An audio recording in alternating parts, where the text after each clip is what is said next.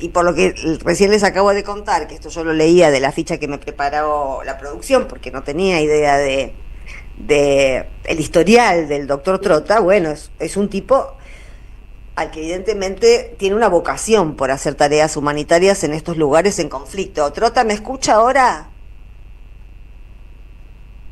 A ver ahora.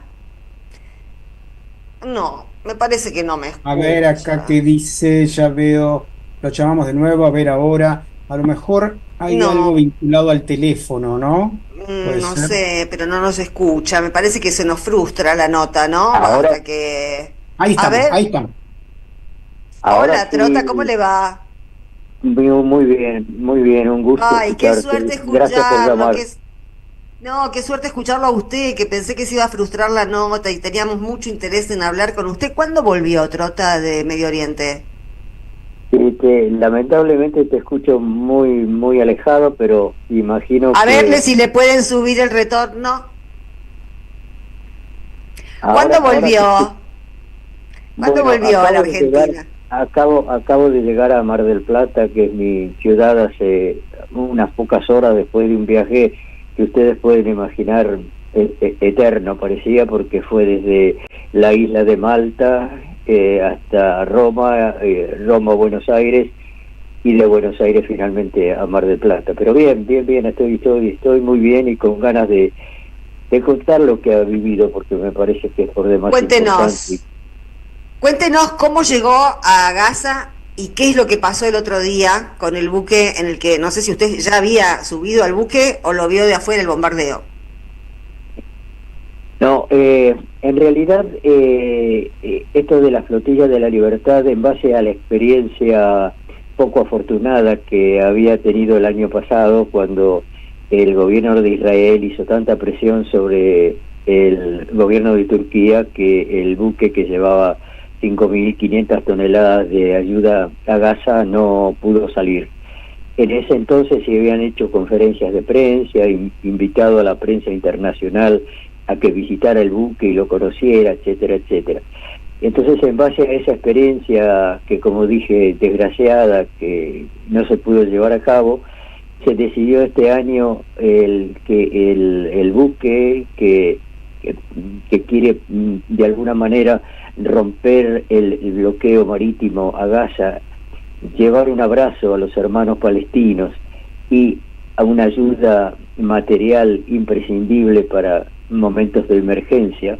Hay que recordar que más allá del asedio que está siendo sometido a la Franja de Gaza, desde hace más de 2 meses se impide en forma total y absoluta la entrada de cualquier tipo de medicación, alimentos o otros material imprescindible. Entonces esta vez se decidió que se iba a llevar a cabo esta actividad con la máxima reserva y desde aguas internacionales. El día 2 de mayo íbamos a partir con botes para acercarnos al buque que estaba, como digo, anclado a pocos kilómetros de Malta, pero en aguas internacionales, específicamente en mi caso por el hecho de que, bueno, de que soy un trabajador de la salud, que soy un cirujano.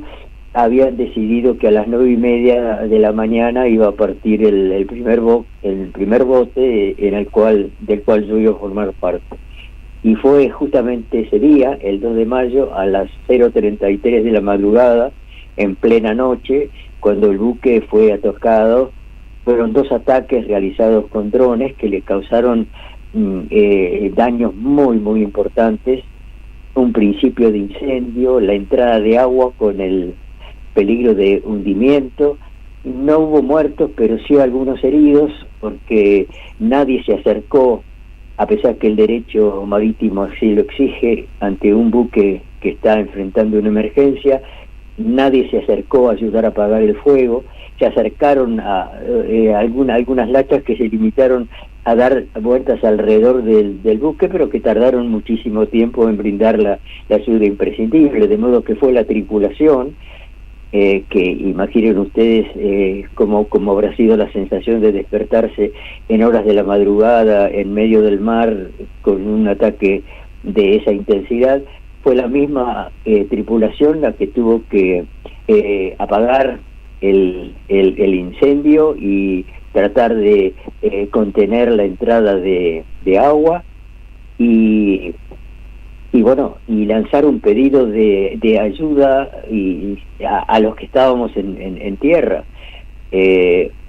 Fue una situación realmente muy dramática, que incluso continuó al día siguiente porque existía la sospecha firme en base a rumores que circulaban de que iba a haber un segundo ataque, de modo que nosotros que estábamos en tierra nos movilizamos frente a las instalaciones navales del gobierno de la ciudad de Malta, de La Valeta en realidad, la capital de Malta, exigiendo allí a viva voz que el ministro de Defensa tomara cartas en el asunto, que permitiera la entrada del buque al puerto de La Valeta para que su tripulación estuviera en cierta forma resguardada y para que el buque pudiera ser de alguna forma solucionado el enorme agujero que había quedado, la destrucción total del grupo electrógeno, y el barco no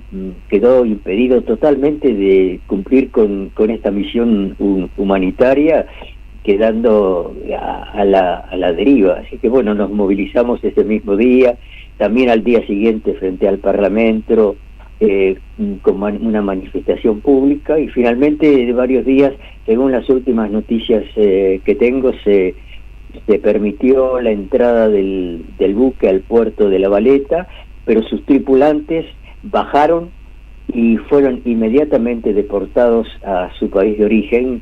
La mayoría de los que en ese momento estaban en el buque eran de nacionalidad turca. Nosotros en tierra éramos un grupo de alrededor de 40 observadores de derechos humanos, militantes de más de 20 países, que estábamos allí intentando, como dije antes, el abrazo a los hermanos palestinos para que no se sientan tan solos, dar el mensaje concreto que ante el silencio cómplice de los gobiernos es la sociedad civil, nosotros todos, los que nos movilizamos para decir que cese esta verdadera masacre.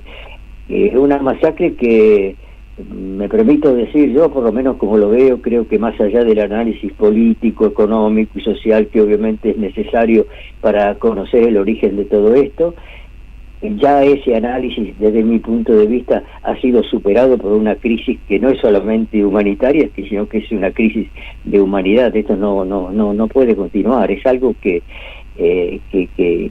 realmente supera cualquier cosa conocida. Es decir, yo como en mi carácter de trabajador de la salud, ver que están bombardeando hospitales, ambulancias, colegas, enfermeros, administradores. Bueno, bombardear un buque que lleva ayuda humanitaria también es un crimen de guerra, ¿no?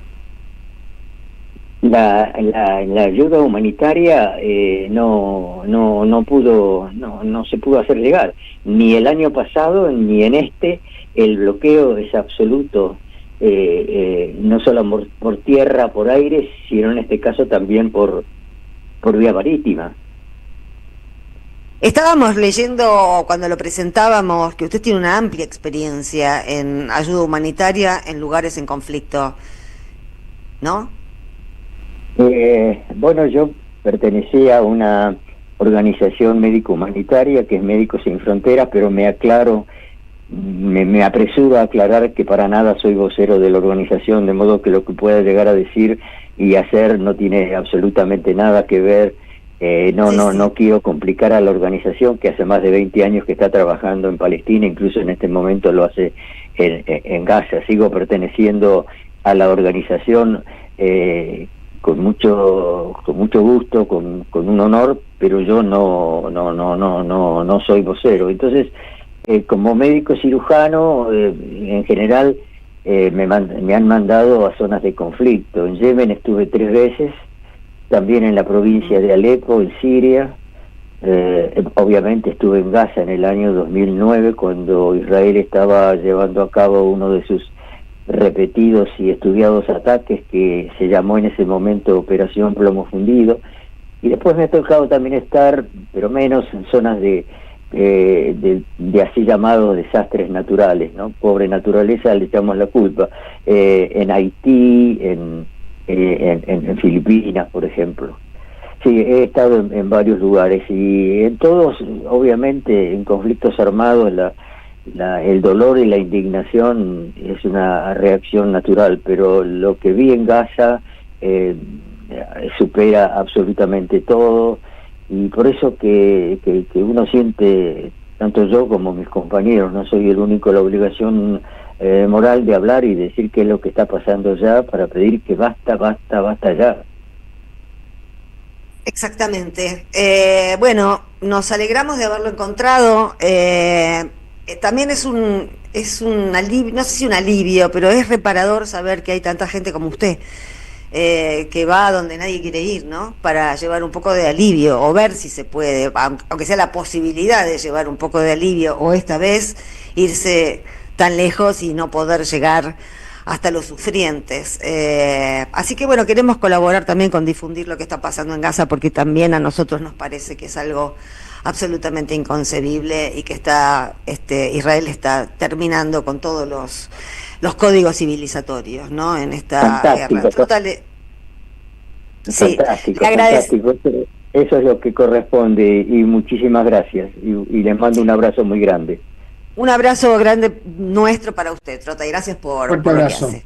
Chau. Chao. Tanda y música y a digerir esto, ¿eh? En AM530 pasan muchas cosas. Y todo lo que pasa está en la red.